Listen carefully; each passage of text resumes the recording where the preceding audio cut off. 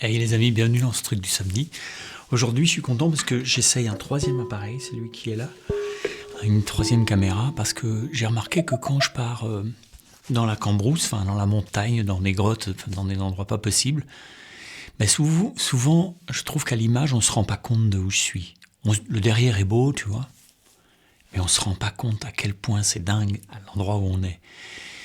C'est notamment vrai dans les grottes, c'est notamment vrai dans les trucs en montagne, dans les trucs un peu rocheux où il a fallu crapahuter à 4000 mètres d'altitude, des trucs comme ça.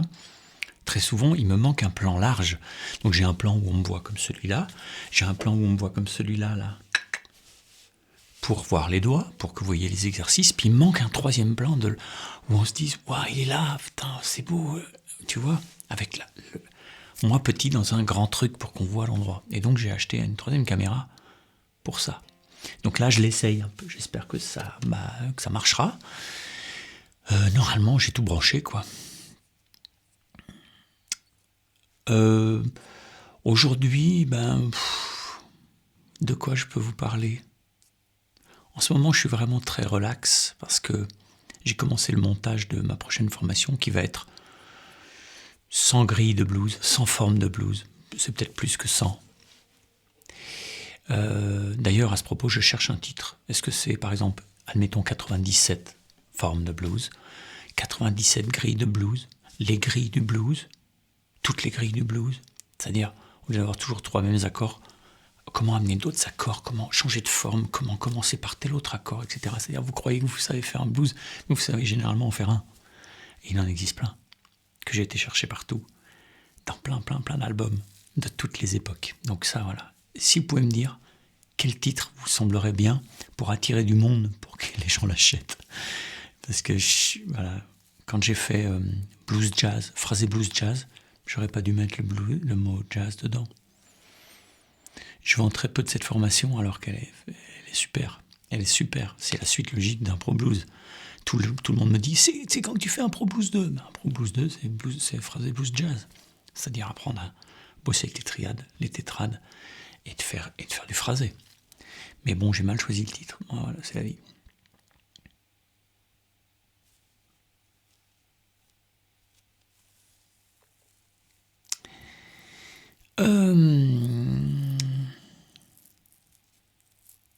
Je suis un peu relax parce que je fais plein de sport et que ça me fait baigner dans des endorphines de dingue. Et là, je les ressens de plus en plus. Et je sais pas, je vais faire 1 heure de sport et je reviens. Et puis, j'aime bien kicker un peu. Et quand je reviens, j'ai 3 heures devant moi où je suis total.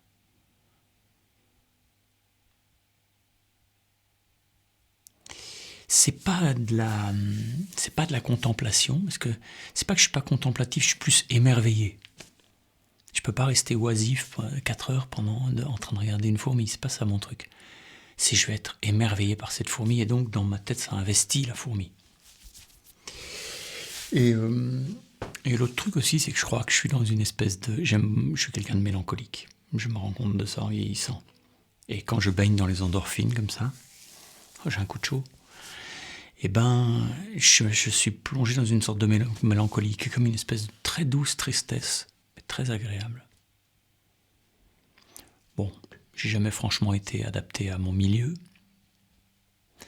J'ai toujours été le petit lapin noir, le petit mouton noir, le petit phacochère noir. Et donc, peut-être que c'est lié, mais ça me va. Je veux pas être... ça m'intéresse pas d'être monsieur tout le monde au sens moutonnage. Bon. Je vous ai parlé de mélancolie, je vais vous faire un truc mélancolique. Il n'y a pas très longtemps, un mec m'a dit « Tu joues jamais rapidement, c'est con, parce qu'à chaque fois que tu joues vite, je me prends une déglinguée. Mais c'est pas que j'ai pas envie, mais... Disons que quand je joue vite, je me fatigue moi-même. Voilà, j'aime pas les guitares héros, donc la mélancolie, moi, ça m'évoque la musique du début du siècle, début du XXe siècle. Debussy, Ravel, Stravinsky, Bartók, et Satie aussi, enfin voilà, par extension, Satie, la perfection avec 4 notes.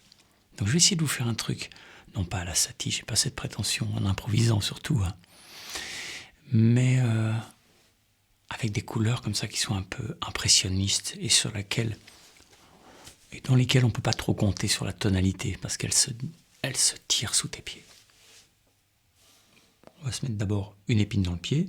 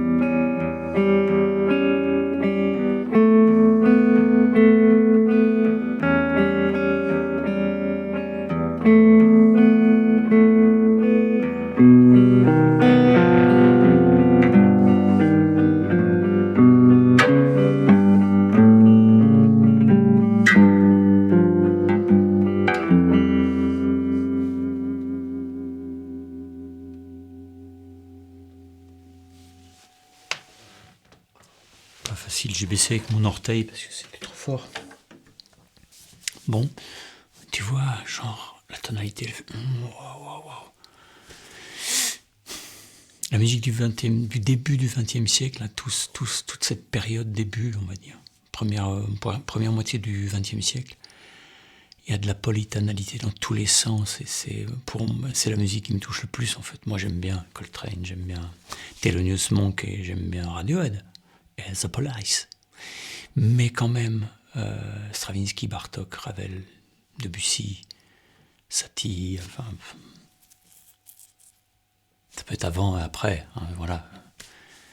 Bon, voilà, je vous souhaite une bonne semaine. J'espère qu'on se reverra la semaine prochaine. Là, normalement, à l'heure où vous voyez ça, je suis en train de partir pour mes stages. J'espère que tout le monde va être en forme, qu'on va faire du bon boulot, qu'on va bien s'amuser, on va manger des chouettes trucs.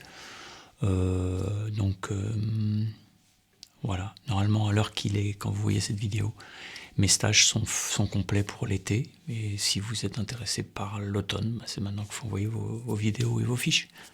Je vous embrasse. Bye bye. Ciao.